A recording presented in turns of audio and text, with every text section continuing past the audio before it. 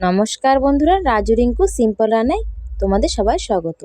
আজকে করব নতুন একটা ভিন্ন স্বাদের নাস্তার রেসিপি। কিভাবে করি চলো তোমাদের সঙ্গে শেয়ার করি। ব্রেড দিয়ে পুর ভরা নাস্তা। এই দেখো কত সুন্দর হয়েছে। কিভাবে করি চলো দেখা যাক।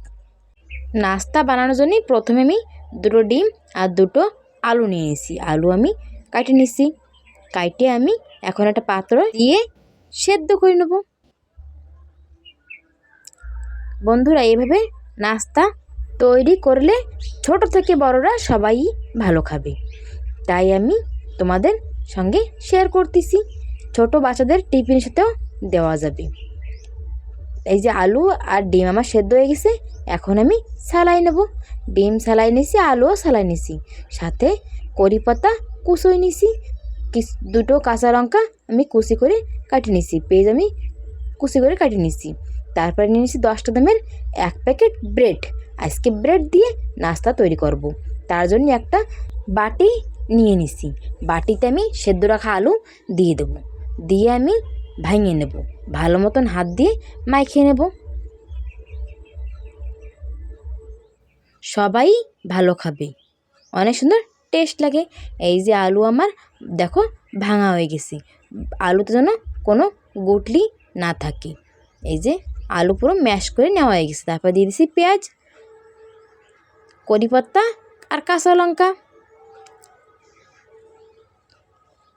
তারপরে দিয়ে দিচ্ছি স্বাদ মতন লবণ আর হলদি পাউডার।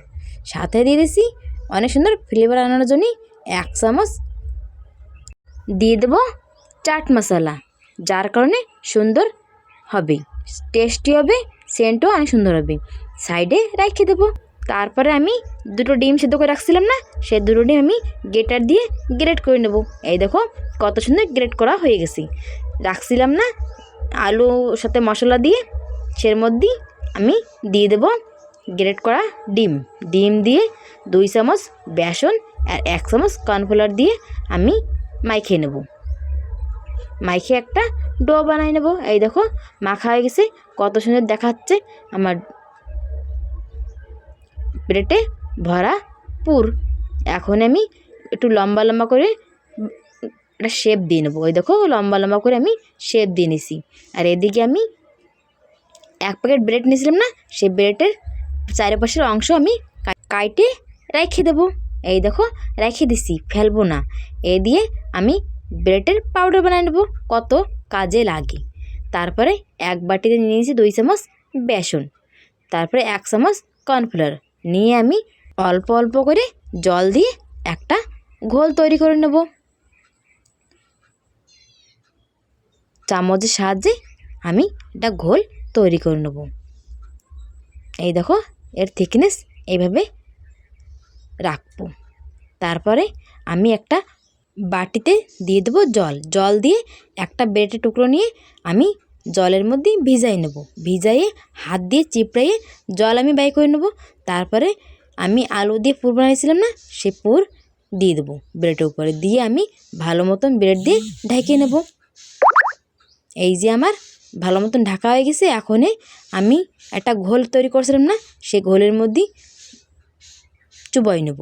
চুবাইয়ে আমি এক এক করে তেলের মধ্যে ছেড়ে দেব।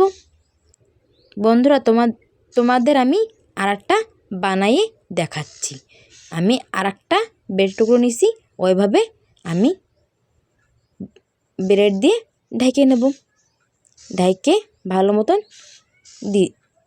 সেই ঘোলের মধ্যে দিয়ে আমি আবারও ভিজাইয়ে তেলের মধ্যে ছাড়িয়ে নেব। ছাড়িয়ে আমি ভাজে নেব। ভাইজে আমি এই দেখো উঠোই নিছি।